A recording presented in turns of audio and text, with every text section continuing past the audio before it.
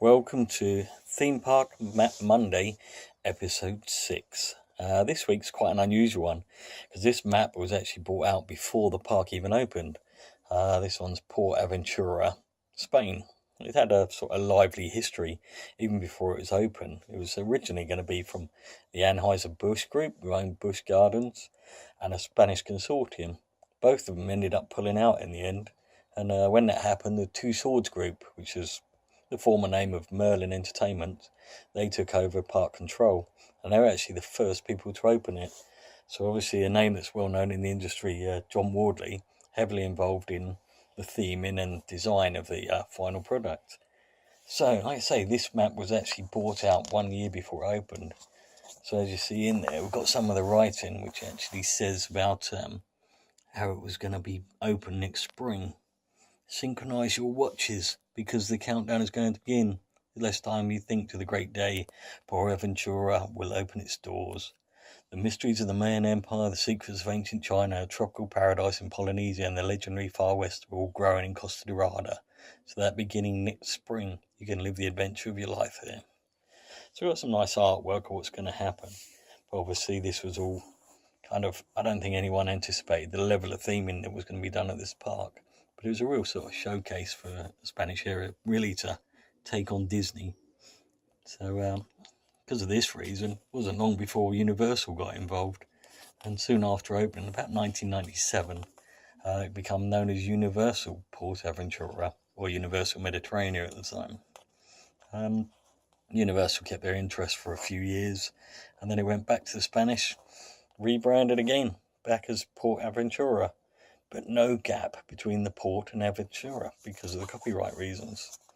So as we open up the map, obviously all this is like artist impressions, but it's got it pretty much as it did open. China, Polynesia, Mexico, got the Far West area, Mediterranean, which is obviously going to be themed around all the Mediterranean Isles.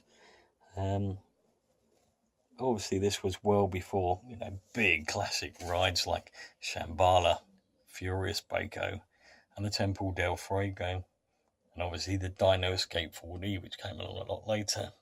But it did open with like the Devil's Train, and it did open with Tutuki Splash, and one of the biggest roller coasters anywhere at that time, Dragon Calm, which is still a huge favourite.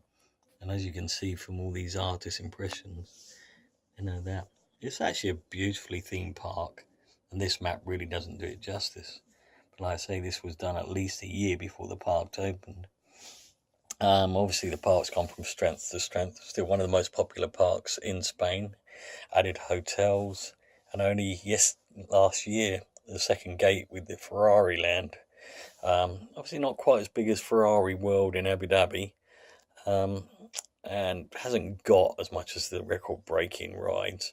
But I think they're concentrating again on families. It's very much a family resort, popular with both Brits, Europeans, and particularly the Spanish. Some days down here just gets ridiculously busy, but it's nice because it's got, year-round good weather. There's some great shows, great rides, great attractions. It's well worth a visit and see how this map's been updated since.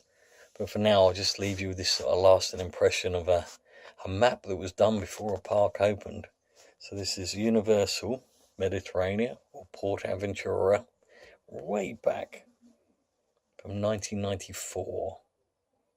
Well, thanks again for watching. Hope you join us next week. Hope you're enjoying this little series of Theme Park Map Monday. Obviously, there's been 5 more. Take a look back and have a look at this, and see what keeps on coming. Thanks for watching.